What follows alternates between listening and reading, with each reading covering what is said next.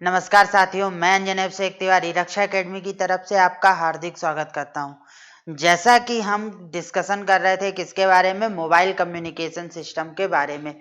और mobile communication system के बारे में जब हम डिस्कशन कर रहे थे तो हमने बहुत सारे कॉन्सेप्ट, बहुत सारी चीज़ें देखे थे, बहुत सारे फैक्ट भी देखे थे। हमने मोबाइल के जनरेशन भी पढ़ चुके थे कि आखिर हमारा मोबाइल कहाँ से कहाँ तक, आज जो हम मोबाइल अपने हाथ में यूज करते हैं उसकी शुरुआत कब हुई और वो किस प्रकार से हमारे हाथ में आया, क्या होता है 4G, क्या होता है 5G, ये सारी चीजें हम डिस्कस कर चुके थे। आगे बढ़ने से पहले, आज की क्लास को और आगे बढ़ाने से पहले हम कुछ बातों को के बारे में जान लेते हैं। जैसा कि हमारे अभी कुछ समय से, पिछले कुछ समय से एक ऑफर चल रहा है, कोर्स चल रहा है। वो कोर्स क्या है? MPPSC का टॉप 100 बैच। जो कोर्स है वो क्या है? MPPSC का टॉप 100 बैच। और ये टॉप 100 बैच हमारे पिछले 2019 वाले बैच की ही तरह है। इसमें भी हमने 2020 के पूरे सिलेबस को कवर किया हुआ है। इस सिलेबस की, इस जो कोर्स की अभी कॉस्ट चल रही है वो 9,999 रुपए है, जिस पर आप दिवाली तक रक्षा कोड यूज करके इसे मात्र 7500 रुपए में पा सकते हैं। अगर इस कोर्स की बात करें तो इस कोर्स की जो वैलिडिटी होगी, वो कोर्स की वैलिडिटी आपकी ये देखो यहाँ पर लिखी हुई है, 1 साल। दूसरी बात, इसमें आपको क्या क्या मिलेगा? प्री का पूरा सिलेबस प्लस मेंस का पूरा सिलेबस, और आप इंटरव्यू के लिए सिलेक्ट होते हो। जैसा कि हमारा तो पूरा का पूरा उम्मीद होती है, पूरी उम्मीद है कि आपको हम इंटरव्यू सेलेक्ट करवा के ही माने। तो आप इंटरव्यू में पहुंचोगे तो इंटरव्यू तक की तैयारी हम मात्र आपको 7500 रुपए में करवाएंगे। और इसमें आपको 900 प्लस वीडियो, PDF नोट्स, एक लेक्चर को आप कितनी भी बार देख सकते हो, उसके लिए आपका कोई रेस्ट्रिक्शन नहीं है। दूसरी बात, इसमें आपको टेस्ट सीरीज भी मिलेगी, लाइव गाइडेंस भी मिलेगा, रोजाना साप्ताहिक टेस्ट भी होगा, पेपर का एनालिसिस भी कराया जाएगा, चाहे वो प्री का हो चाहे वो मेंस का हो, उत्तर लेखन भी कराया जाएगा, और भी बहुत सारी चीजें इसमें आपकी कवर की जाएंगी। अब अगर मैं बात करूं तो जो MPPSC का न्यू सिलेबस है, उस न्यू सिलेबस का 30 से 40% प्री और मेंस के अकॉर्डिंग अभी तक में ये इस बैच में कंप्लीट किया जा चुका है। मतलब कि हम आपके लिए नोटिफिकेशन का वेट नहीं कर रहे हैं कि जिस दिन नोटिफिकेशन आएगा हम उसी दिन आपकी तैयारी को स्टार्ट करेंगे। हम ये चाहते हैं कि जिस दिन नोटिफिकेशन आए आप ऑलरेडी वो पूरी तैयारी कर बैठो, जिससे कि आप प्रैक्टिस सेट और बाकी चीजों के साथ जल्दी से जल्दी एग्जाम को क्रैक करो। आपको उस समय ये घबराहट नहीं होनी चाहिए कि आपका जो सिलेक्शन हो रहा है वो बिल्कुल भी, उसमें आपका जो सिलेबस है वो बिल्कुल भी कंप्लीट नहीं है। अगली बात अगर हम करें तो इस बैच के साथ साथ हमने एक बैच और निकाला है जो कि अभी नया जुड़ा है, किसमें? ICT, या यूं कहूं पूरी की पूरी कंप्लीट यूनिट 9 और पेपर थर्ड की यूनिट 4, पेपर थर्ड की मेंस में पेपर थर्ड की यूनिट 4। इसके लिए भी हमने एक कोर्स निकाला है जो कि मात्र 499 में है। अगर आपको 7500 का कोर्स आपने पहले से लिया हुआ है और ऐसा है कि आपको पुराने कोर्स में हो, आपको सिर्फ सूचना पेपर यूनिट 9 पढ़ना है और तो पेपर थर्ड की यूनिट 4 पढ़ना है, तो आप ये कोर्स भी परचेस कर सकते हो। इस कोर्स में आपको 2000 प्लस ऑब्जेक्टिव भी मिलेंगे, PDF नोट्स भी मिलेंगी। मतलब कि आप हमारे यहाँ रक्षा एकेडमी ऐप को डाउनलोड करके गूगल प्ले स्टोर से आप देखोगे तो बहुत सारे कोर्सेज चल रहे हैं। आपको जिन कोर्सेज को लेना है आप ले सकते हो। वैसे हम तो सजेस्ट करेंगे कि आप इस दिवाली स्पेशल पे जो हमने कोर्स निकाला है MPPSC टॉप 100 बैच का, उसको खरीदो। अब यहाँ तक की बात करने के बाद अब हम आगे चलते हैं और हम किसके बारे में पढ़ रहे थे? मोबाइल संचार व्यवस्था के बारे में, जो कि आपके प्री का जो एक टॉपिक है सूचना एवं संचार प्रौद्योगिकी, उसके अंतर्गत आता है। अगर हम इस टॉपिक की बात करें तो इस टॉपिक में हमने इसका परिचय पढ़ चुके हैं, इसके जीएसएम के बारे में पढ़ चुके हैं, सिम के बारे में पढ़ चुके हैं, आईएमआई नंबर के बारे में पढ़ चुके हैं। यहाँ पर हमने मोबाइल टेक्निक के बारे में पढ़ लिया कि क्या होता है सीडीएमए, क्या होता है एफडीएमए, क्या होता है टीडीएमए। इन सब के बारे में भी हमने डिटेल में डिस्कशन कर चुके थे, सारी चीजों को देख चुके थे। अब जो हमारा आज का लेक्चर था, फिर उसके बाद हमने यहाँ पर देखा कि कैसे मोबाइल 0G से 5G तक पहुंचा, इसके बारे में भी हमने डिस्कशन कर चुके। ITU और ट्राई क्या होते हैं, इंटरनेशनल टेलीकम्युनिकेशन यूनियन और telecom regulatory authority of India, ये क्या होते हैं, इनके बारे में भी हम चर्चा कर चुके थे। आज की क्लास में जो हमें डिस्कशन करना है वो हमारा इस चैप्टर का लास्ट पार्ट है, स्मार्टफोन। कि स्मार्टफोन क्या होते हैं, कौन कौन से इसमें ऑपरेटिंग सिस्टम होते हैं, किस प्रकार से ये वर्किंग करता है, कैसी कैसी इसमें चीजें होती हैं, कौन कौन से इसमें टेक्नोलॉजी टर्मिनोलॉजी होती हैं, वो सारी चीजों का प्रयोग आज हमें जानना है और उनके बारे में सीखना है। क्योंकि क्वेश्चन यहाँ से भी उठ सकता है। आज की डेट पे सरकार ने हर विभाग, हर व्यक्ति को गवर्नमेंट में किससे कनेक्ट करने की कोशिश की है, एंड्रॉयड मोबाइल से कनेक्ट करने की कोशिश की है। आज आपका हर काम किसमें होता है, ऐप्स के जरिए ऑनलाइन होता है। तो इसके लिए आप इसके बारे में अवेयर हो कि नहीं हो, इससे क्वेश्चंस आपके पूछे जाएंगे। तो चलिए आज की क्लास को बिना समय गवाए हम स्टार्ट करते हैं और देखते हैं कि क्या क्या चीजें इसमें हैं। तो 1 मिनट के लिए आप थोड़ा सा वेट कीजिएगा, मैं आगे बढ़ जाऊं।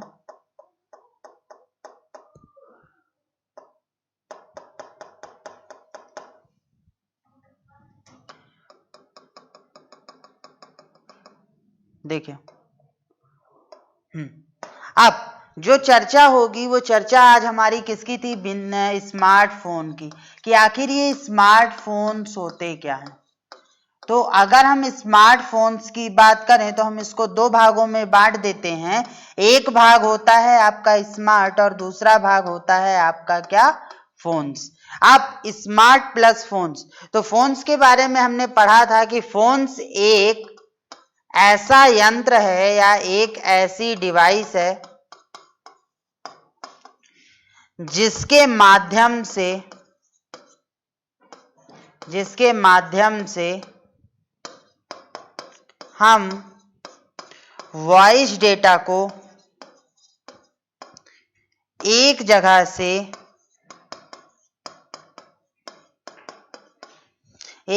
से दूसरे जगह या एक व्यक्ति से दूसरे व्यक्ति तक वायरलेस के माध्यम से ट्रांसमिट करते हैं या भेजते हैं। तो फोन्स के बारे में तो हमने यही पढ़ा था। फोन्स के बारे में हमने स्टार्टिंग में ये भी पढ़ा था कि जो 0G था तो फोन की स्टार्ट किस तरह से हुई थी, जापान से हुई थी। कब हुई थी, 1979 में हुई थी। तो ये सारी चीजें शायद 1979 में थी, इसको चेक करना पड़ेगा, एक बार आप देख लेना, मैंने पिछली क्लास में बताया। अब स्मार्ट की बात करो तो ऐसे फोन जिनसे हम वॉइस डेटा के साथ साथ हम क्या कर सकते हैं, इंटरनेट का प्रयोग कर सकते हैं। मतलब कि हम उसमें से डेटा भेज सकते हैं, हम उसमें ईमेल का भी प्रयोग कर सकते हैं, हम उसमें सारे टाइप के मल्टीमीडिया चीज़ों का भी प्रयोग कर सकते हैं। मतलब कि हम फाइल की शेयरिंग कर सकते हैं, किसी भी माध्यम से करें, डजेंट मैटर, पर हम फाइल की शेयरिंग कर सकते हैं। हम उसमें वीडियो गेम्स खेल सकते हैं, हम उसमें क्या कर सकते हैं, हम उसमें कोई भी मूवी देख सकते हैं, हम उसमें क्या कर सकते हैं, सॉन्ग सुन सकते हैं, हम उसको एज अ फोटोग्राफी कैमरे की तरह भी यूज कर सकते हैं। मतलब एक ऐसा फोन जो स्मार्टली आपके वॉइस डेटा के अलावा बाकी चीजों को भी कन्वे करता है, बाकी चीजों के लिए भी उपयोग होता है, उसे ही हम क्या कहते हैं, उसे ही हम कहते हैं स्मार्टफोन। और स्मार्टफोन और कुछ नहीं, ये एक कंप्यूटर का छोटा रूप है। मतलब एक कंप्यूटर का छोटा रूप क्या कहलाया, स्मार्टफोन कहलाया। मतलब कंप्यूटर का बहुत ही स्मॉल माइक्रो रूप जो है वो क्या कहलाता है, स्मार्टफोन कहलाता है। तो अब आपको स्मार्टफोन की डेफिनेशन समझ में आ गई। अब हम आगे चलते हैं और देखते हैं कि स्मार्टफोन था क्या। तो देखो स्मार्टफोन, अगर हम बात करें कि विश्व का पहला स्मार्टफोन, अब सवाल ये भी आता है कि आखिर स्मार्टफोन तो हमें समझ में आ गया कि ऐसा फोन जो कि आपका कॉलिंग के साथ साथ बाकी सारी चीजें भी स्मार्टली वर्क करके दे, उसे हम क्या कहते हैं, उसे हम स्मार्टफोन कहते हैं। तो फिर सवाल ये भी आता है कि विश्व का पहला स्मार्टफोन कौन सा है। तो देखो विश्व का पहला स्मार्टफोन किसने बनाया था, 3 अप्रैल 1973 को एक व्यक्ति थे मार्टिन कूपर नाम के, जो कि मोटोरोला कंपनी में थे। इन्होंने दुनिया का पहला मोटोरोला कंपनी के थे, इन्होंने दुनिया का पहला स्मार्टफोन बनाया। मतलब पहला स्मार्टफोन बनाने का श्रेय किसे जाता है, मार्टिन कूपर को। कब बनाया था, 3 अप्रैल 1973 में। किस कंपनी का था, मोटोरोला कंपनी का था। इसमें इस स्मार्टफोन में हम इसको 10 घंटे चार्ज करते थे और फिर ये काम कितना करता था, 30 मिनट काम करता था। मतलब कि हम इससे काम कितना ले पाते थे, यूज कितना करते थे, सिर्फ 30 मिनट। इसकी बैटरी सिर्फ 30 मिनट चलती थी और ये वर्क कैसे करता था, 10 आवर चार्ज करने के बाद। लेकिन विश्व के पहले स्मार्टफोन से, यहां से स्मार्टफोन बनाने की दुनिया में हम कदम रख चुके थे कि अब हम स्मार्टफोन बना सकते हैं। अब अगर एक स्मार्टफोन के स्ट्रक्चर की बात करो कि आखिर एक स्मार्टफोन में होता क्या क्या है, क्योंकि हमारे लिए ये जानना जरूरी है कि एक स्मार्टफोन में होता क्या है। तो मैंने क्या बोला कि smartphone nothing but he is micro computer, it is micro computer. Smartphone है वो और कुछ नहीं, वह एक माइक्रो कंप्यूटर है। तो हम कह सकते हैं smartphone is nothing but it's micro computer. ये एक माइक्रो कंप्यूटर है। अब जब यह एक माइक्रो कंप्यूटर है तो इस माइक्रो कंप्यूटर में क्या क्या होगा, एक कंप्यूटर में क्या क्या होता है, एक कंप्यूटर में जो मेन पार्ट होता है जो उसे हम क्या बोलते हैं, प्रोसेसिंग यूनिट। ये पढ़ा चुका हूं मैं बेसिक स्ट्रक्चर ऑफ कंप्यूटर में कि कंप्यूटर का एक जो मेन पार्ट होता है उसे हम क्या बोलते हैं, प्रोसेसिंग यूनिट। फिर आप एक मोबाइल फोन में और क्या यूज करते हो, कंप्यूटर में एक तरफ आपकी होती हैं इनपुट डिवाइसेस, एक तरफ होती हैं आपकी आउटपुट डिवाइसेस। अब सवाल ये आता है कि हमारे लिए कंप्यूटर में तो ये हो गया, और कंप्यूटर का ही बहुत छोटा रूप क्या है, स्मार्टफोन है। तो अब स्मार्टफोन में हम क्या करते हैं, स्मार्टफोन में जो हम इनपुट और आउटपुट के लिए यूज करते हैं, तो देखो इनपुट और आउटपुट दोनों के लिए हम आज की डेट पे जो स्मार्टफोन यूज करते हैं वो क्या है, वो कीबोर्ड है। वो क्या है, कीबोर्ड की जगह टच स्क्रीन है। कंप्यूटर में पढ़ा चुका हूं कि टच स्क्रीन क्या होते हैं। तो हम स्मार्टफोन के लिए जो प्रयोग करते हैं वो क्या है, वो टच स्क्रीन है। अब इनपुट और आउटपुट के लिए जो इसकी प्रोसेसिंग यूनिट है, अब प्रोसेसिंग यूनिट जो होती है, जो पूरे डेटा को प्रोसेस करता है, उसमें क्या क्या लगा होता है, उसमें लगा होता है सीपीयू, सीपीयू के अलावा लगी होती है रैम, रैम के अलावा लगा होता है क्या, रोम, रोम के अलावा इसमें लगा होता है क्या, आपके आईओ डिवाइसेस। और इसके साथ साथ सबसे जरूरी पार्ट तो ये हो गया, ये क्या है, हार्डवेयर है। और इसके साथ साथ एक सबसे जरूरी सॉफ्टवेयर चीज होती है, वो क्या होती है, ऑपरेटिंग सिस्टम और एप्लीकेशन सॉफ्टवेयर।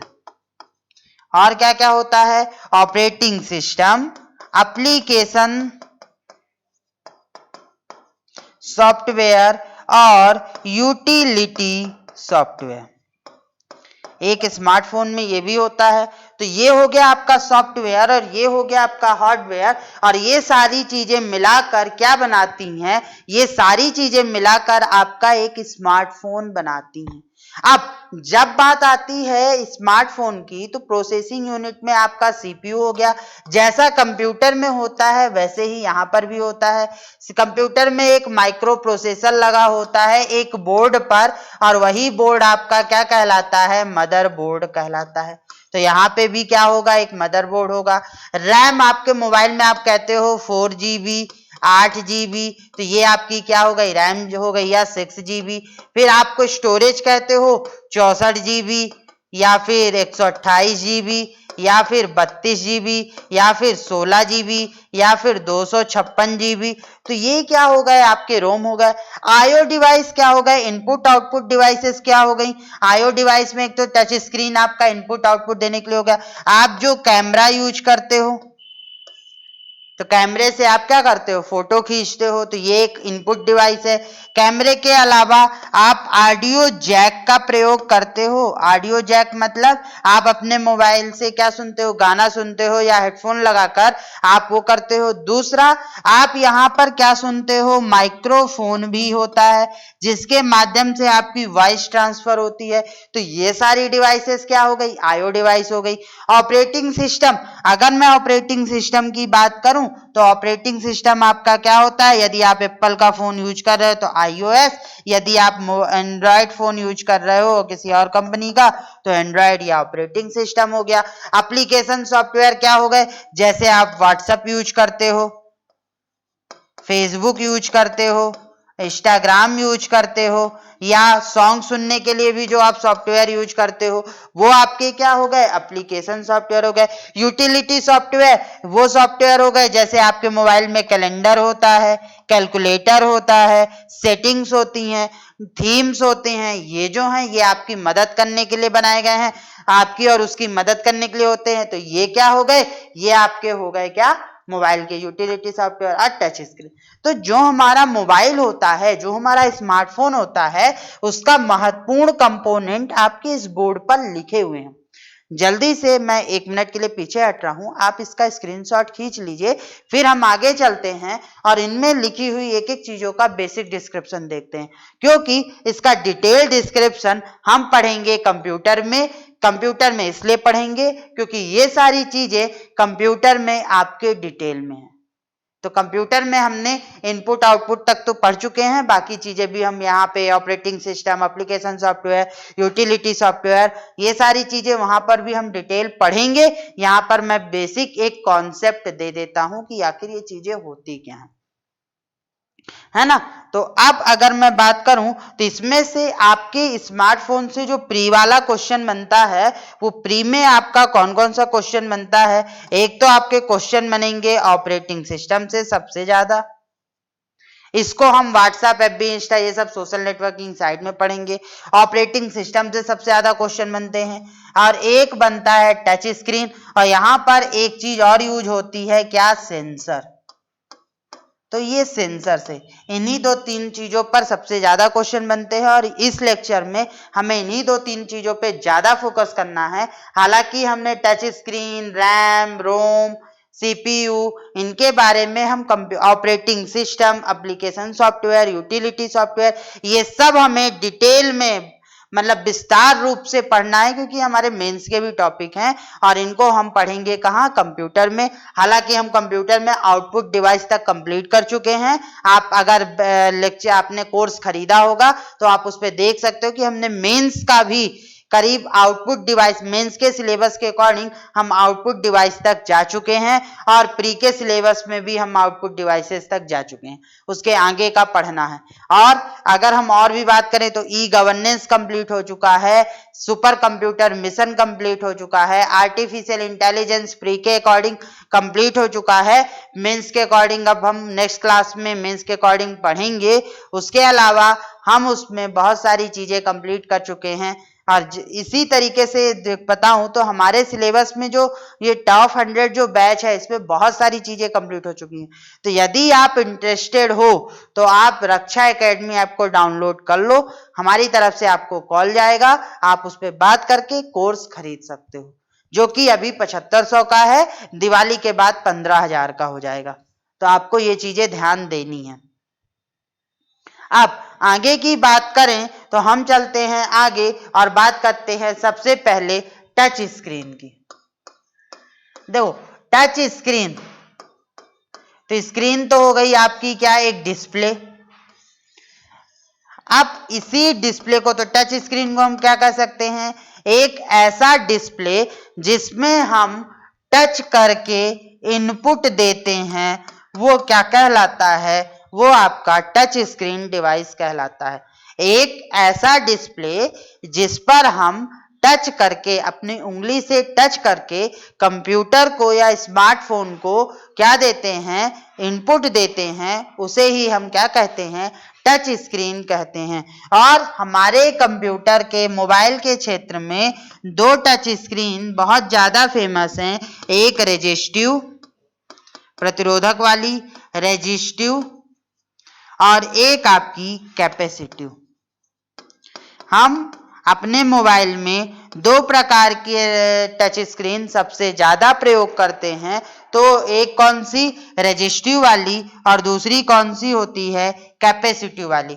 तो पहली डेफिनेशन क्या निकली टच स्क्रीन की, कि टच स्क्रीन वह एक प्रकार का वह डिस्प्ले मॉनिटर या डिस्प्ले स्क्रीन है जिसके माध्यम से हम इनपुट भी प्रोवाइड करते हैं। मतलब हमें डिस्प्ले के रूप में आउटपुट मिल रहा है और हम टच के माध्यम से, मतलब अपनी उस स्क्रीन पे उंगली प्रेस करके हम उसको आउटपुट भी दे रहे हैं, इनपुट भी दे रहे हैं।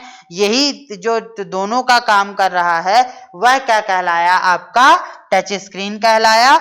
टच स्क्रीन दो प्रकार के होते हैं, एक होता है रेजिस्टिव, दूसरा होता है कैपेसिटिव।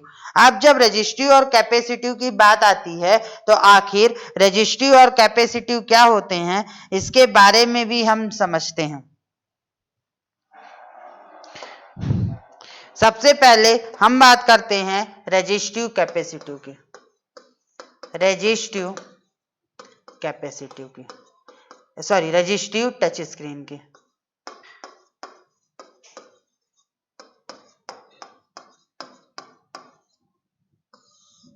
रेजिस्टिव टच स्क्रीन की देखो, इसमें क्या होता है, इसमें दो पारदर्शक परतें होती हैं,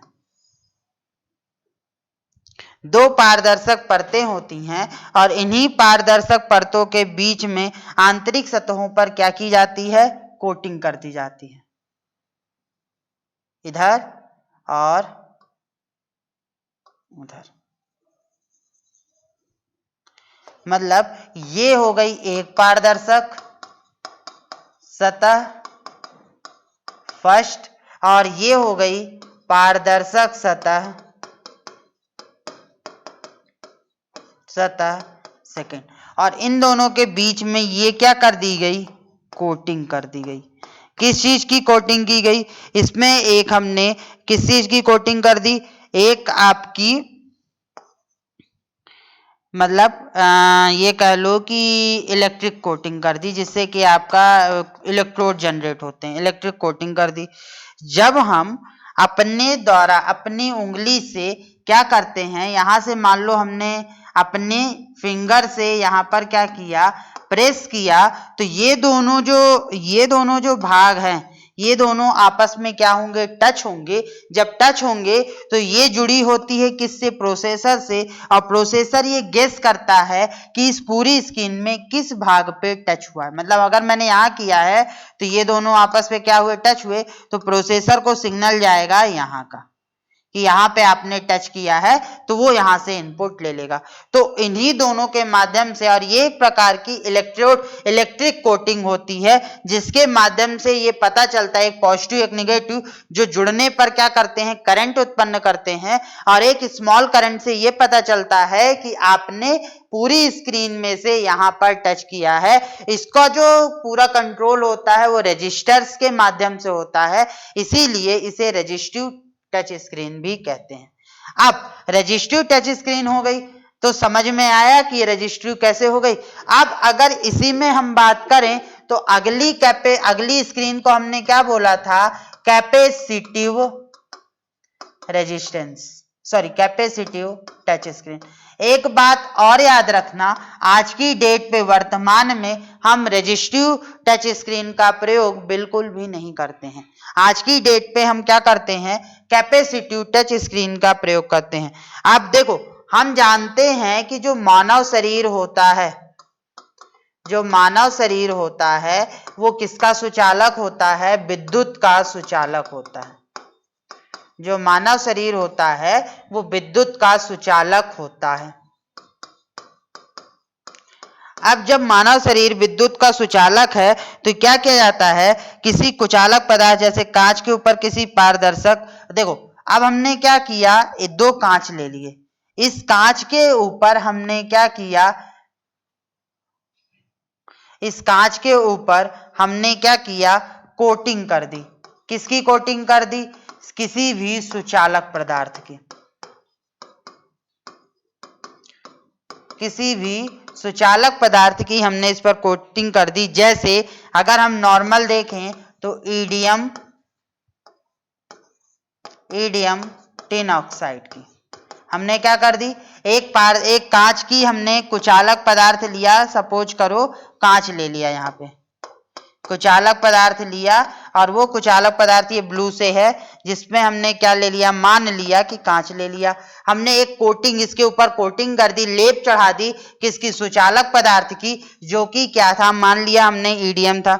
जब हम अपनी उंगली से इसे प्रेस करते हैं तो हम क्या हैं, सुचालक हैं, ये भी क्या है, सुचालक। ये दोनों जब आपस में टच होंगे तो क्या होगा, करंट का प्रवाह होगा, और वो करंट कहाँ जाएगा, प्रोसेसर में, और प्रोसेसर को यह पता चलेगा कि आपने अपनी पूरी स्क्रीन में से कहां पर टच किया है और किस प्रकार से टच किया है। तो कारण विद्युत क्षेत्र में जो बदलाव आता है उस बदलाव को क्या करता है, कंप्यूटर कर लेता है। इसीलिए इसमें क्या होता है कि यदि आप अपने फिंगर में, अपने हाथ में दस्ताना पहन लो या पानी लगा होता है तो ये आपका अच्छे से कैपेसिटिव नहीं कर पाता। और आज की डेट पे सर्वाधिक प्रयोग होने वाली जो टच स्क्रीन है वो यही टच स्क्रीन है। सर्वाधिक यूज होने वाली टच स्क्रीन जो है वो कौन सी है, यही है। तो सर स्मार्टफोन में तो याद रखना कि टच स्क्रीन वैसे तो और भी कई प्रकार की होती हैं, पर हम मोस्टली इन्हीं दो का प्रयोग सबसे ज्यादा करते हैं। एक रजिस्टिव में हमने उंगली का कोई फर्क नहीं है, यहाँ पे हमने दो कोटिंग कर दी, दोनों अलग अलग कुचालक पदार्थ ले लिए, दोनों टच हुए तो पता चला। यहाँ पे जो दूसरा कुचालक पदार्थ था जो कैपेसिटिव था उसमें हमने एक ही कुचालक लिया, एक ही सुचालक लिया, और जो दूसरा था वो आपकी उंगली था। तो ये दोनों ने जब आपस में टच किया तो आपको पता चल गया कि क्या है। तो अगर आपको इसका फिगर बनाना है तो आप बना सकते हो। ये है कैपेसिटिव, इसका स्क्रीनशॉट ले लो, फिर एक सेकेंड में अगले उसमें फिर उसका ले लो आप, किसका, कैपेसिटिव का। तो ये थे आपके कंप्यूटर मतलब स्मार्टफोन में जो हम पढ़ रहे थे, उस स्मार्टफोन के इनपुट डिवाइस और आउटपुट डिवाइस की टच स्क्रीन और ये क्या होते हैं। बाकी हम इसका डिटेल में पढ़ेंगे, परेशान मत होना। यहाँ पे तो मैंने सिर्फ नॉर्मल एक ओवरव्यू दिया है आपके प्री के हिसाब से, इसको हम डिटेल में पढ़ेंगे कंप्यूटर में और अच्छे से। फिर उसके बाद हम आ जाते हैं किसके बारे में, दूसरा जो हमें इंपॉर्टेंट पढ़ना था वो पढ़ना है सेंसर के बारे में, क्योंकि बाकी चीजें तो हम कहां से कवर कर लेंगे, बाकी चीजें तो हमारे कंप्यूटर से कवर हो जाती हैं। अब अगर मैं अपने मोबाइल में सेंसर्स की बात करूं तो हमारे मोबाइल में सेंसर, अब सेंसर्स क्या होते हैं, सेंसर्स को अगर हम कहें तो सेंस प्लस अर, सेंसर्स।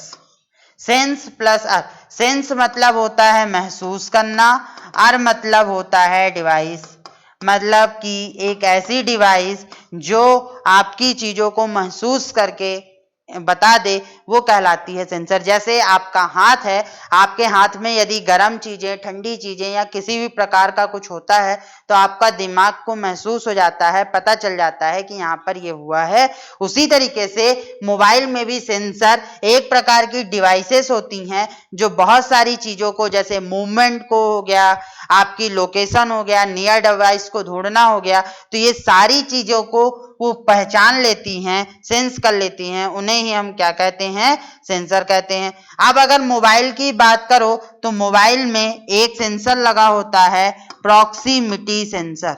आपको सिर्फ नाम याद रखना है और नाम याद रखने के साथ साथ इनके काम याद रखना है।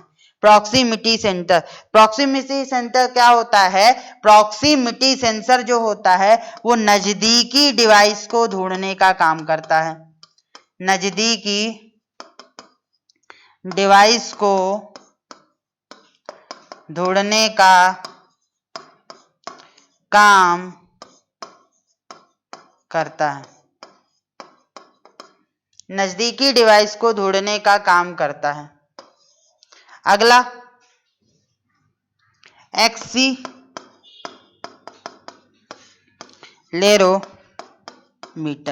एक्सीलेरोमीटर जो होता है ये क्या करता है, जो आपकी डिवाइस के मतलब मोबाइल के ओरिएंटेशन को पहचानता है। ओरिएंटेशन को पहचानना मतलब आप मोबाइल लैंडस्केप पे लिए हो तो ये है, जैसे ही आप मोबाइल को इधर शिफ्ट करते हो तो आपकी स्क्रीन ऐसे हो जाती है, लैंडस्केप में हो जाती है। फिर आपने मोबाइल को फिर से सीधा कर लिया, मतलब आपने मोबाइल को उल्टा कर दिया, ये आपका कैमरा है। अब आपने मोबाइल को ऐसे मूव करा दिया तो यहाँ आ गया, तो स्क्रीन इधर हो गई। फिर आपने इसको उल्टा कर दिया तो स्क्रीन उल्टी हो गई। फिर उल्टा करने के बाद फिर आपने स्क्रीन को क्या किया, और घुमा दिया तो आपका मोबाइल का कैमरा इधर है, तो ये हो गया। तो ये जो डिवाइसेस घूमने से स्क्रीन भी आपकी रोटेट होती है, इसे ही हम क्या कहते हैं, ये किसके कारण होता है? एक्सीलेरोमीटर के कारण, एक्सीलेरोमीटर के कारण। Last ambient sensor, ambient light sensor. और जो एम्बिएंट लाइट सेंसर होता है ये क्या करता है, ये प्रकाश की मात्रा को पहचान कर आपकी ब्राइटनेस, मतलब स्मार्टफोन की ब्राइटनेस को कंप्यूट कर लेता है। तो प्रकाश की मात्रा को पहचान कर प्रकाश की मात्रा को पहचान कर ये क्या करता है, ये पूरी लाइट को सेंस करता है, मतलब उसकी ब्राइटनेस को सेंस करता है कि कहाँ पे आपको ब्राइटनेस ज्यादा चाहिए, कहाँ पे ब्राइटनेस कम चाहिए। ये सारी चीजों को कौन देखता है? Ambient light sensor. आपके ओरिएंटेशन मतलब मोबाइल के ओरिएंटेशन को कौन देखता है? एक्सीलेरोमीटर। प्रॉक्सिमिटी सेंसर क्या करता है, आपकी जो दो डिवाइसेस के बीच में कनेक्टिविटी होती है ब्लूटूथ के माध्यम से या वाईफाई के माध्यम से, वाईफाई डायरेक्ट के माध्यम से, उसको ढूंढने का जो काम करता है वो ये करता है प्रॉक्सिमिटी सेंसर। तो अब हमारा क्या हो गया, ये चीजें हो गई। हमें और जो जानकारी इसमें से इंपॉर्टेंट इस स्मार्टफोन के पे उसमें पढ़नी है वो है ऑपरेटिंग सिस्टम, क्योंकि बाकी सारी चीजें तो मैं बार बार बोल रहा हूं कि कंप्यूटर में पढ़ेंगे और पढ़ भी चुके होंगे जो बच्चे कोर्स खरीद चुके हैं, क्योंकि वहां पे वीडियो अपलोड हो चुकी हैं जो चीजें, और यूट्यूब पे भी आपका कंप्यूटर का बेसिक स्ट्रक्चर तक डल चुका है। तो जो चीजें हैं, तो अगर आपने कोर्स नहीं खरीदा है तो खरीद लीजिए, क्योंकि सारी चीजें अब स्पीडली चल रही हैं। तो अब आगे की बात करेंगे तो हम ऑपरेटिंग सिस्टम के बारे में पढ़ेंगे, जो कि हमारे लिए इससे भी ज्यादा महत्वपूर्ण चीज है। तो 1 मिनट का मैं ब्रेक दे रहा हूं, जितनी भी चीजें आपने देखी है उन सभी चीजों को आप रिकॉल कीजिए माइंड में, उसके बाद हम चलते हैं, जाइएगा कहीं मत। उसके बाद हम ठीक 1 मिनट बाद के ब्रेक के बाद मिलेंगे, और उस ब्रेक के बाद हम पढ़ेंगे किसके बारे में? ऑपरेटिंग सिस्टम के बारे में, कि मोबाइल में कौन कौन से ऑपरेटिंग सिस्टम होते हैं, ऑपरेटिंग सिस्टम का क्या क्या काम होता है। तो 1 मिनट के ब्रेक के बाद कहीं मत जाना, फिर से मिलेंगे ऑपरेटिंग सिस्टम में, और वो आपका महत्वपूर्ण टॉपिक है, क्वेश्चन बनेंगे तो उसको भी आपको ध्यान देना है।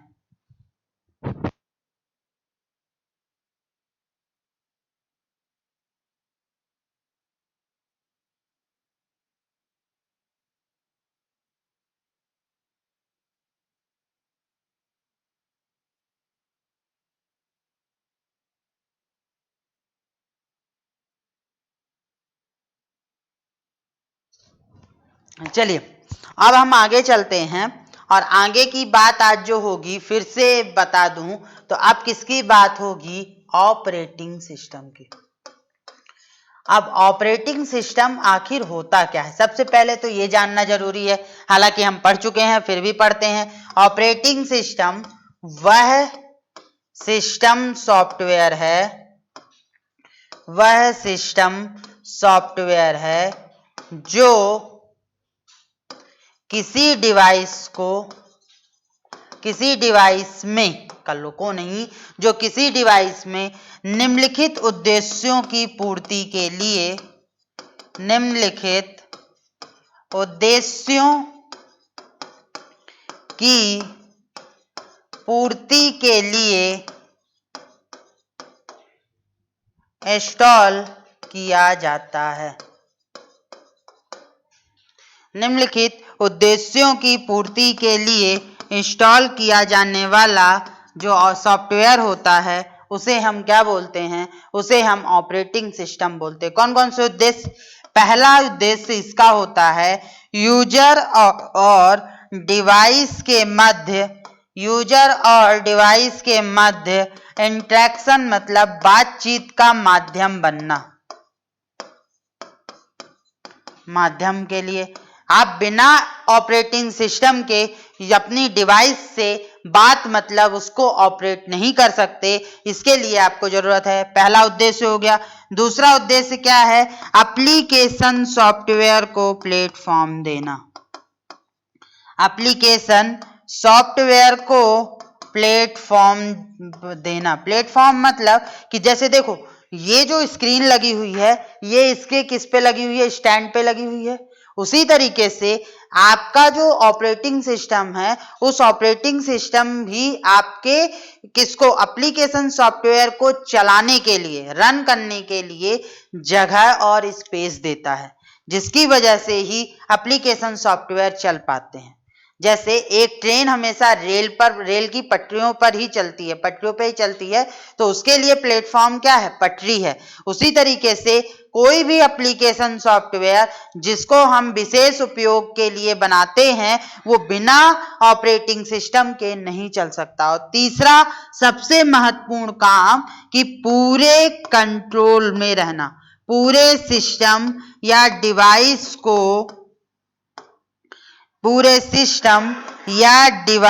को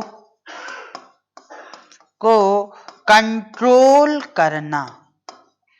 मतलब कि सिस्टम या डिवाइस को कंट्रोल करने का काम भी कौन करता है, ये करता है। मतलब कुल मिला के हम कह सकते हैं कि ऑपरेटिंग सिस्टम किसी भी डिवाइस, चाहे वो स्मार्टफोन हो चाहे वो कंप्यूटर हो, किसी भी डिवाइस का आत्मा होती है। ये किसकी, हर डिवाइस की आत्मा होती है और इसी से बनते हैं। अब आगे की बात करें तो हम ये जानते हैं कि जो ऑपरेटिंग सिस्टम होते हैं वो दो प्रकार के होते हैं। वैसे तो कई प्रकार के होते हैं पर हमारे लिए जो जरूरी प्रकार होते हैं वो हम दो ही जानते हैं, बाकी को हम जानेंगे कंप्यूटर में, क्योंकि वहां कंप्यूटर में ज्यादा जरूरत पड़ती है। तो यहाँ पर एक प्रकार होता है इसका यूजर के लिए ओपन सोर्स ओएस, और एक होता है आपका क्लोज सोर्स ओएस। अब ये क्या कहानी आ गई, तो ये कहानी ऐसी है कि सोर्स मतलब होता है कोड। जो आप प्रोग्राम्स लिखते हो उन प्रोग्राम्स को हम क्या कहते हैं, कोड कहते हैं। मतलब किसी भी सॉफ्टवेयर को बनाने के लिए सॉफ्टवेयर क्या होते हैं, सेट ऑफ प्रोग्राम्स का समूह। फिर प्रोग्राम्स क्या हो गए, अगर मैं बात करूं तो सॉफ्टवेयर क्या हो गए, प्रोग्राम का समूह हो गया, प्रोग्राम का समूह हो गया। अब प्रोग्राम्स क्या हो गए, प्रोग्राम्स हो गए आपके इंस्ट्रक्शन, मतलब निर्देशों के समूह हो गए, का समूह हो गया। इंस्ट्रक्शंस क्या हो गए, जो हमें कंप्यूटर से काम कराना है वो हो गया। तो इंस्ट्रक्शन का समूह हो गया प्रोग्राम का समूह हो गया सॉफ्टवेयर। तो और इन्हीं सॉफ्टवेयर में ये जो प्रोग्राम होते हैं इन्हीं को हम क्या बोलते हैं, कंप्यूटर की भाषा में कहते हैं सोर्स। तो अगर हम किसी ऑपरेटिंग सिस्टम के सोर्स ओपन कर दें और सोर्स ओपन करने से क्या हो जाए कि आप उसकी प्रोग्रामिंग को अपने हिसाब से बदल लो, आपको जैसा चाहिए वैसा बदल लो, वो कहलाते हैं ओपन सोर्स। जैसे एक सीधा सीधा एग्जांपल दूं तो आप जब एंड्रॉयड फोन यूज करते हो तो आपने देखा होगा कि प्रत्येक कंपनी एंड्रॉयड फोन देती है, लेकिन आप अगर 3 प्रकार के एंड्रॉयड फोन देखो, for example Vivo, Samsung, one plus, तो आप ये देखोगे कि तीनों के यूआई मतलब ऑपरेटिंग सिस्टम भले एंड्रॉयड हैं पर उनके यूजर फ्रेंडली जो होने का है, जो उनका यूआई है वो अलग अलग होता है।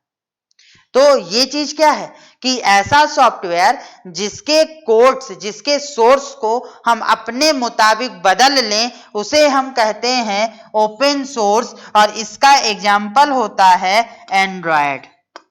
एंड्रॉयड सॉफ्टवेयर कंपनी आपको एक ऑपरेटिंग सिस्टम बनाकर दे देती है, उस ऑपरेटिंग सिस्टम को फिर आप अपने हिसाब से, अपने मोबाइल, अपनी डिवाइस के हिसाब से बदल लो, वो हो गया, बदल सकते हो, वो हो गया ओपन सोर्स। क्लोज सोर्स इसका जस्ट अपोजिट, कि ऐसे सॉफ्टवेयर जिनके कोड को आप बदल नहीं सकते। जैसे माइक्रोसॉफ्ट है, आप एचपी का लैपटॉप यूज करो तो भी माइक्रोसॉफ्ट सेम रहेगा, आप डेल का लैपटॉप यूज करो तो भी माइक्रोसॉफ्ट सेम रहेगा, अगर आप किसी का भी लैपटॉप यूज कर लो, विंडो 10 आपको सब में सेम ही मिलेगा। तो ये क्या हुआ, क्लोज सोर्स सॉफ्टवेयर हुआ, और यही इसका एग्जांपल होता है माइक्रोसॉफ्ट, और दूसरा होता है क्या, iOS। मतलब ऐसे सॉफ्टवेयर, ऐसे ऑपरेटिंग सिस्टम जिनके कोड्स को आप अपने मन मुताबिक मॉडिफाइड नहीं कर सकते, उसमें कोई बदलाव नहीं कर सकते, उसे बोलते हैं हम क्लोज सोर्स। और ऐसे सॉफ्टवेयर जिनके हम उसको कोड को हम अपने हिसाब से मॉडिफाइड कर सकते हैं, वो हो गए आपके क्या, ओपन सोर्स। क्लियर हो गया ओपन सोर्स और क्लोज सोर्स। तो अब हम आते हैं, हमें 2 ऑपरेटिंग सिस्टम ज्यादा पढ़ना है, एक ऑपरेटिंग सिस्टम होता है iOS और एक होता है एंड्रॉयड। तो हम सबसे पहले बात करते हैं किसकी, एंड्रॉयड की। एंड्रॉयड नाम किसके किसके नाम पे पड़ा हुआ है, सबसे पहला सवाल आता है कि एंड्रॉयड क्या है। तो एंड्रॉयड एक सॉफ्टवेयर का पैकेज है, इसमें कई सारे सॉफ्टवेयर होते हैं, सॉफ्टवेयर पैकेज है जो कि ऑपरेटिंग सिस्टम की तरह काम करता है, पहली बात। दूसरी बात, यदि इसकी खोज की बात करो तो ये लाइनक्स पे आधारित है, और तो लाइनक्स को अभी यहाँ पे छोड़ दो, आगे हम डिस्कशन करेंगे कि व्हाट इज द लाइनक्स। देखो लाइनक्स पे आधारित होता है। दूसरी बात सबसे जरूरी, इसको बनाया किसने था, एंडी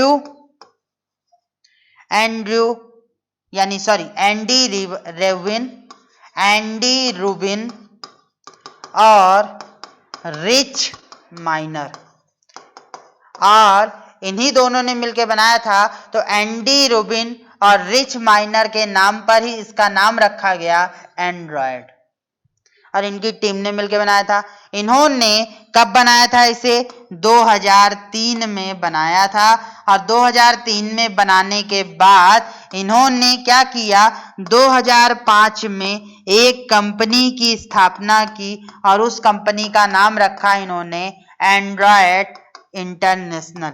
लेकिन इन्होंने किसी को ये सॉफ्टवेयर बेचा नहीं, इन्होंने पूरी की पूरी कंपनी 2007 में किसे बेच दी, गूगल को बेच दी, और गूगल ने फिर इस पर बहुत ज्यादा डिटेल में काम करना शुरू किया।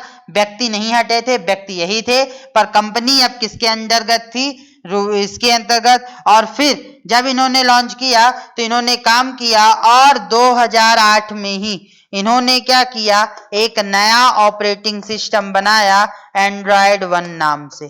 तो पहला एंड्रॉयड कौन सा है, पहला एंड्रॉयड कौन सा है, एंड्रॉयड 1।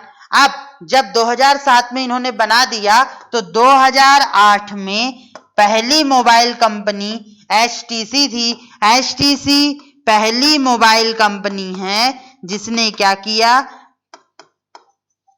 पहली मोबाइल कंपनी है जिसने स्मार्टफोन निकाला, जो कि किस पर बेस्ड था, एंड्रॉइड पर बेस्ड था। तो एंड्रॉइड बेस्ड पहला स्मार्टफोन कब आया था? 2008 में। किसने निकाला था? HTC कंपनी ने निकाला था। जल्दी से इस पूरे पेज का स्क्रीनशॉट लीजिए, फिर हम चलते हैं एंड्रॉइड के वर्जन के बारे में कि कौन कौन से वर्जन एंड्रॉइड में हैं।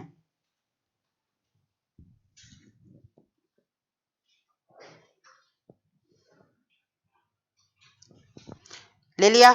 अब हम बात करते हैं वर्जन्स की कि कौन कौन से वर्जन हमारे एंड्रॉइड के हैं और हमें पढ़ना है। तो देखो, मैं अगर बात करूं तो सबसे पहला एंड्रॉइड कौन सा आया था? एंड्रॉइड 1 आया था। 1 को हमने नाम क्या दिया था? कोई नाम नहीं दिया था, एंड्रॉइड 1 ही रखा था। और ये कब आया था? 2008 में। पहला मोबाइल फोन कौन सा था? HTC कंपनी का, जो कि इस पर बना था। अब 2000 के बाद तुरंत बाद 1.5 इसका अपडेट वर्जन आया, जिसको नाम रखा गया कपकेक। और कपकेक के साथ ये कब लॉन्च हुआ? 2009 में। अब सबको सवाल आता है कि आखिर इसका खाने पे नाम क्यों रखा गया? तो देखो, एंड्रॉइड को फेमस करने के लिए जो ऑपरेटिंग सिस्टम बनाया गया था, वो ऑपरेटिंग सिस्टम फेमस हो सके उसके लिए, तो उससे पहले जो एंडी रूबिन थे, उन्हें खाने का बहुत शौक था, उन्हें नई नई डिशेस का शौक था, तो उन्होंने इसके नाम पर अपने सारे एंड्रॉइड के नाम उन्होंने रख दिए। ये तो एक कहावत है या मिथ्या कह लो एक तरीके से। एक्चुअल में जो ओरिजिनल चीज है वो ये थी कि लोगों के बीच में ज्यादा फेमस हो सके ऐसा नाम ढूंढना था, लोगों को उस नाम को लेने में कोई हिचक ना हो। जैसे विंडो 10, विंडो 8, विंडो 7, इसका नाम लेने में कोई हिचक होती है, लेकिन अगर मैं बोलूं iOS 14, iOS 13, तो आपको थोड़ा सा दिक्कतें होती हैं। तो यही सारी चीजें ऐसी थी कि अब दिक्कतें क्या थी, तो इन्होंने क्या किया, इन्होंने खाने के नाम पे रखा, क्योंकि लोग खाने से ज्यादा कनेक्ट होते हैं। तो इन्होंने अपने सारे वर्जन के नाम किस पर रख दिए? खाने पे रख दिए। तो 1.5 का नाम क्या था? कपकेक था। और ये कब आया था? 2009 में। फिर 2009 में ही अगला आया डोनट, जिसे हमने बोला 1.6। फिर एंड्रॉइड 1.6 के बाद 2.0 आया, जिसका नाम क्या था? चॉकलेट के नाम पर एक्लेयर। कब आया था? 2009 में। फिर उसके बाद 2002 में क्या आया? फ्रोयो आया, जो कि क्या था? 2010। देखो, बात ऐसी थी कि हम शुरुआत में जब कोई ऑपरेटिंग सिस्टम, कोई सॉफ्टवेयर बनाते हैं, तो हम जल्दी जल्दी उसमें कमियां जो होती हैं उनको दूर करके उनके वर्जन निकालते आते, इसलिए शुरुआत में एक एक दो दो वर्जन लगातार आए। लेकिन उसके बाद फिर अगले एक साल में एक आने लगा 2.3 क्या था? जिंजर ब्रेड था। जिंजर ब्रेड जो था ये कब आया? 2010 में। तो जल्दी से इसका स्क्रीनशॉट लो, यहाँ पे सब जगह एंड्रॉइड होगा। मैं एंड्रॉइड एक ही बार लिख रहा हूं। आपको पेपर में क्वेश्चन क्या आएगा? पहला एंड्रॉइड कौन सा था, कब बना था, इस एंड्रॉइड इस वर्जन का क्या नाम था, या ये किस ईयर में लॉन्च हुआ था, ये आएगा। तो आपको ये पता होना चाहिए।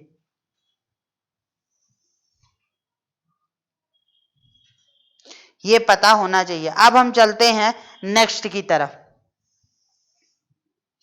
नेक्स्ट जो बात करेंगे, हम अगले एंड्रॉइड की बात करते हैं, और वो एंड्रॉइड कौन सा है?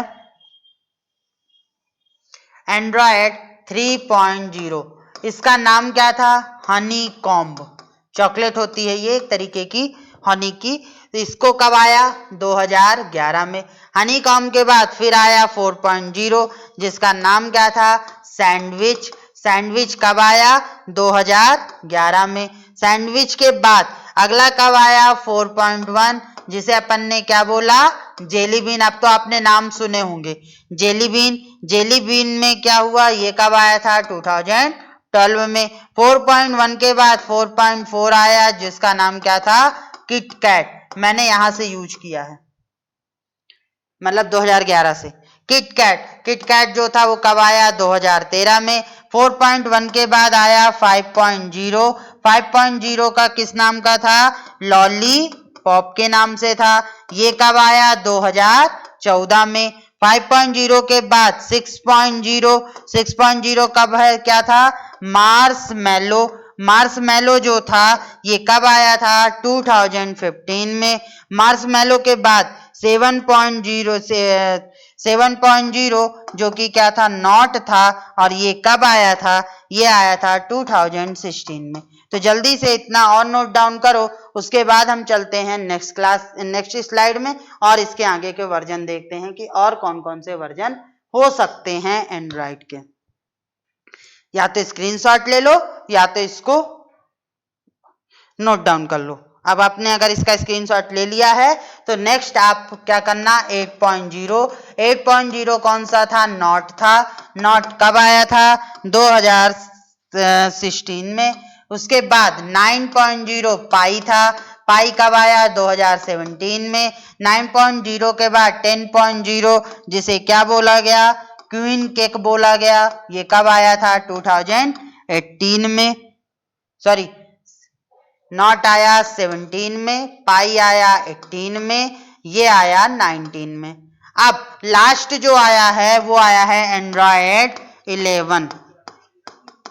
एंड्रॉयड 11 अभी इसका कोई ऑफिशियल नेम नहीं रखा गया है। ये कब आया है 8 सितंबर 2020 को। और याद रखना, और जो पहला फोन जो एंड्रॉयड 11 के साथ लॉन्च हुआ है, एंड्रॉयड 11 के साथ लॉन्च हुआ है, वो कौन सा है, वो है आपका वीवो V20। तो इतना डेटा आप जल्दी से स्क्रीनशॉट लो फिर से। उसके बाद हम चलते हैं लास्ट टॉपिक की तरफ, जो कि था हमारा एप्पल में हमें ज्यादा चीजें नहीं पढ़नी है क्योंकि एप्पल का फोन हम ज्यादा यूज नहीं होता हमारे इंडिया में। हमारे इंडिया में सबसे ज्यादा यूज होता है एंड्रॉयड का, और सरकार भी सबसे ज्यादा आपको जो फोन यूज करने को कहती है, जो एप्स बनते हैं वो एंड्रॉयड पे बनते हैं। इसलिए वो क्वेश्चन भी सबसे ज्यादा आपसे किस में पूछेंगे, एंड्रॉयड से रिलेटेड पूछेंगे। और मैंने एंड्रॉयड के बारे में ही सबसे ज्यादा पढ़ाया है और समझाया है। अब हम आगे चलते हैं और लास्ट टॉपिक की बात करते हैं iOS। ये किसका है, ये एप्पल कंपनी का है, जिसका शॉर्ट नेम ये किसका है मैक, और मैक किसका शॉर्ट नेम है मैकिटोश।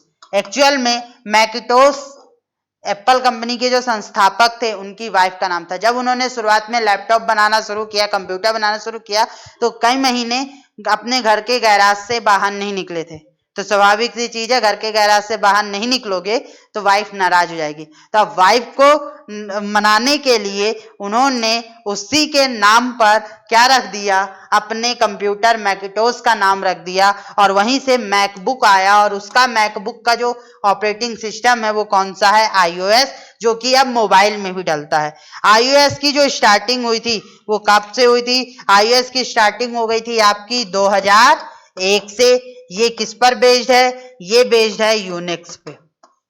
ये क्या है, ये क्लोज सोर्स सॉफ्टवेयर है, क्लोज्ड सोर्स सॉफ्टवेयर है। अगली बात, ये किस पर वर्जन है, इसका जो लेटेस्ट वर्जन है वो कौन सा है iOS 14, जो कब आया है 16 सितंबर 2020 में। बस आपको इतना ही डेटा याद रखना है एप्पल के बारे में, और कोई भी डेटा आपको याद करने की जरूरत नहीं है। ऑपरेटिंग सिस्टम यहाँ पर मैंने सिर्फ मोबाइल के हिसाब से समझाया है, जब हम इसको और डिटेल में कंप्यूटर के हिसाब से पढ़ेंगे, क्योंकि वहां पर आपको ये मेंस में लिखने को भी है नए सिलेबस में, तो वहां पर हम इस पर चर्चा करेंगे और डिटेल में, और बहुत सारी चीजें इसमें जानेंगे कि यूनिक्स, लाइनक्स, क्लोज सोर्स, ये सारी चीजें और भी डिटेल में समझेंगे।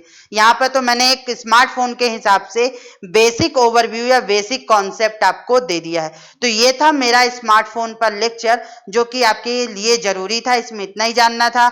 आज से आपका मोबाइल कम्युनिकेशन टॉपिक जो आईसीटी का एक पार्ट था कंप्लीट हुआ।